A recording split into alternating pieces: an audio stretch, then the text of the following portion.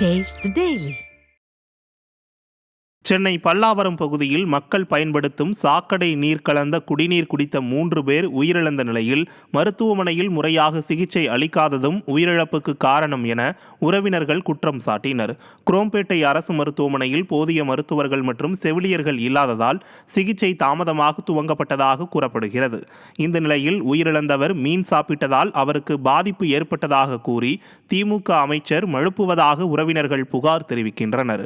நிர்வாகத்திறனற்ற ஸ்டாலின் அரசின் அலட்சியத்தால் 3 பேரின் உயிர் அநியாயமாக பறிபோனது மட்டுமல்லாமல் 43 பேர் உயிருக்காக போராடி கொண்டிருப்பதாக குற்றச்சாட்டு எழுந்துள்ளது.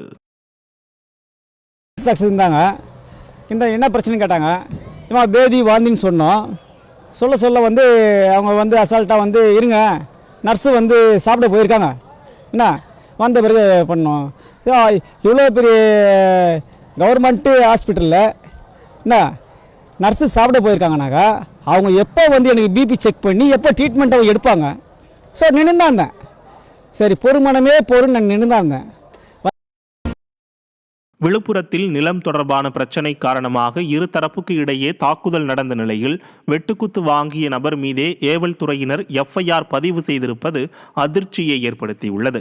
பாலமுரளி கிருஷ்ணன் என்பவர் மீது அவரது உறவினர்கள் நில பிரச்சினை காரணமாக கூலிப்படையை ஏவி கொலைவெறி தாக்குதல் நடத்தினர். இந்த தாக்குதலில் படுகாயமடைந்த அவர் மருத்துவமனையில் சிகிச்சை பெற்று வரும் நிலையில் பாதிக்கப்பட்டவர் மீதே மரக்காணம் காவல்துறையினர் எஃப்ஐஆர் பதிவு செய்துள்ளனர். இதனால் அதிர்ச்சி அடைந்த அவர் இதுகுறித்து சென்னையில் காவல்துறை இயக்குநரிடம் புகார் மனு அளித்தார். திறனற்ற திமுக ஆட்சியில் ஏவல் துறையினரின் செயல்கள் பொதுமக்கள் மத்தியில் அதிருப்தியை ஏற்படுத்தியுள்ளன.